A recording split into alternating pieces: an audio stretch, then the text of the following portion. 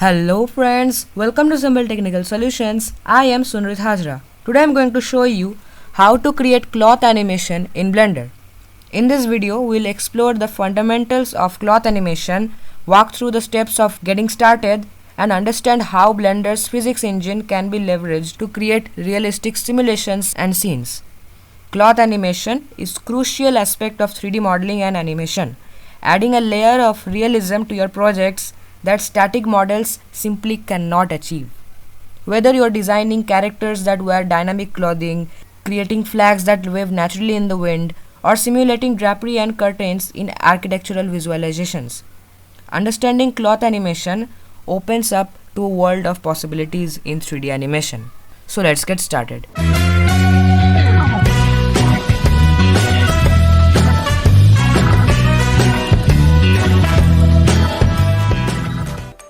So now let's open up Blender and get started with our cloth animation.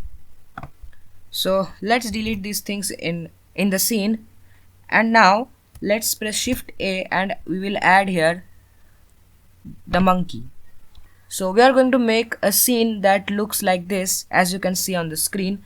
I will make the cloth fall over it. So let's create the scene.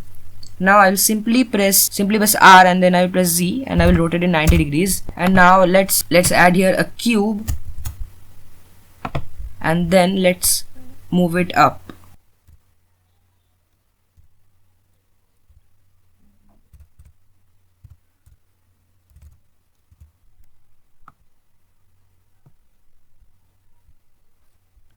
Now let's make a set out of it.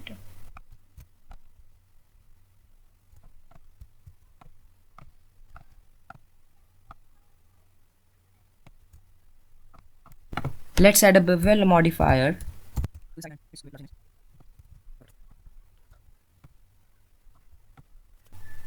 So now let's set up our scene.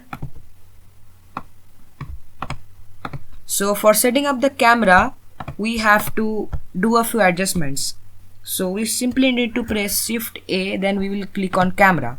And after that we will press numpad 0 to get into the camera view. And now I will press N to get the right toolbar.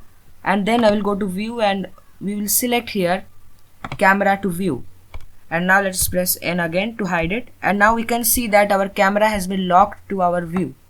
And it has been very easy now in order to change the location and adjust it for the scene. So this is the location I have preferred. So let's make the x-axis 10, the y-axis to 0 and the z-axis to 5. Let's make the rotation 90 degrees. No, let's make it 80. Now let's make this 0 and this one 90. This is perfect, but we have to do a few more adjustments. Let's make it bigger. Let's adjust the properties. And this is our monkey that we are going to adjust. Let's get into the camera view to check. Let's add our camera view to this side. Let's close all of them by pressing Shift Alt Z. Let's now Control Backtick and now T.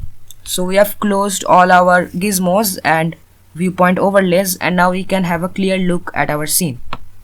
We need to turn off this or else our camera's position will be keep changing. Now let's adjust the location of it. So after making a few adjustments, this is our scene.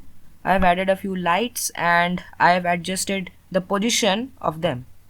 So now let's add our cloth for the animation.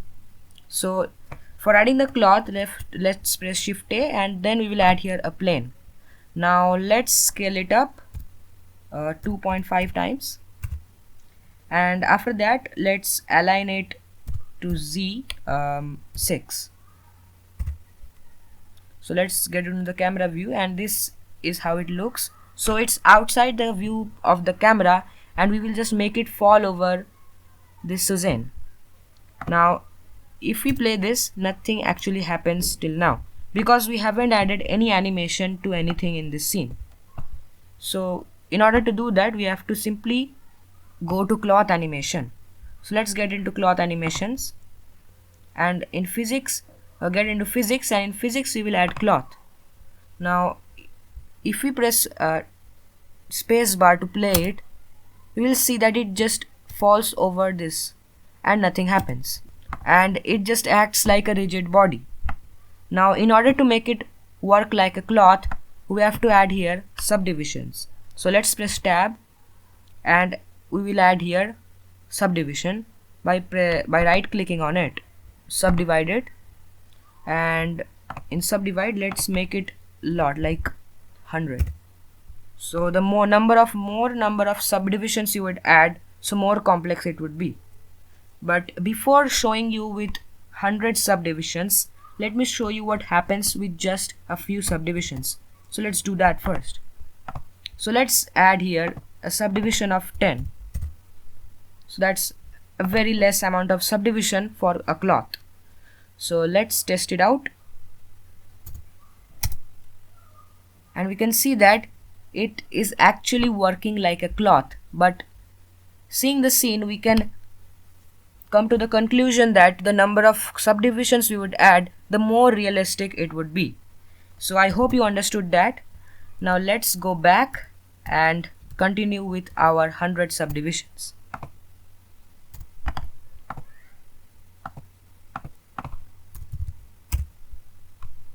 Hit enter and press tab to get out of it. Now I'll go again and I will add a little more subdivision, like 2 subdivision. Perfect. And we can see that our scene has become a lot slower because the scene is very complex. Now before trying it out, I will just simply add some materials to the things around the scene. So for this background I will add a texture. Let's add here a new material, and now let's give, for the base color I will give it a checker texture, and it looks really nice for this. And to this cloth too I will just give the same one. Let's give the checker texture to this one too, and let's adjust it to add some more. Let's change the color to black, and same for this one too. Let's make the color completely black, and this looks better now. And scale I will make it 10. Now it's time for the Suzanne or the monkey. Now I will add here a gold texture. So let's skip to that. After making a few more adjustments, this is our scene, and now I've also added the gold texture to the Suzanne. Now let's change this scene render engine to cycles, and we can see by changing it into cycles, this scene has become a lot more realistic, though it's not been rendered yet. So now let's get into the camera view, and we can see that our scene is looking very realistic. Now let's play the cloth animation.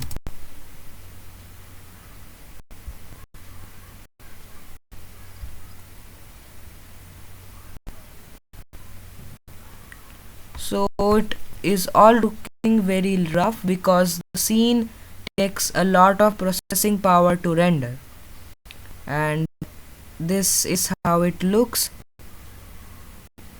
And this side we can see that it is looking pretty nice. So let's get out of the rendered view, or else our scene, let's get out of the rendered view to solid view, and this is our scene. It looks pretty realistic, and now let's render it. To render it, we simply need to press Shift F12 and it will start rendering. So this is how the scene looks after. So that was all for today. Hope you liked this video and learned something new. Thanks for watching.